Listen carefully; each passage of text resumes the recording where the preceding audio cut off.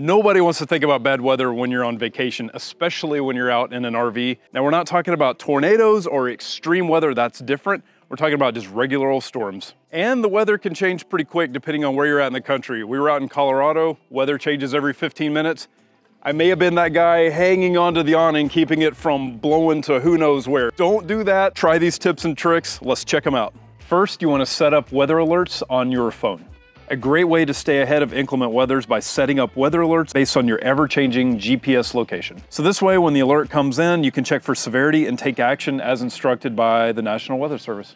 Number 2, and very important, retract and secure your awning. Leaving the awning out could result in pooled water on the fabric and can damage your RV. Just as bad, the wind could turn your awning into a sail. Be safe, keep them closed. If you leave for the day, it might be a good idea to retract the awning anyways, just in case. Number 3, secure your patio.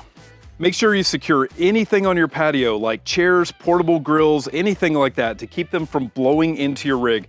And give your neighbors a heads up. If they don't look prepared, things will travel from their pad to yours quickly. Number 4, charge your devices.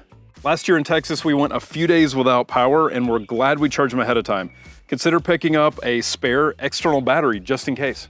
Up next, check your propane levels. If snow is approaching, be sure to have plenty of propane to keep warm. We found in cold weather, a 30-pound tank can drain in as little as 4 days with the heater running. Hey, the sun's back out. Be sure to check your manual for specifics. Every RV will be a little bit different. If you found this helpful, please be sure to like the video, subscribe to the channel, and share it with some friends and family. See you next time.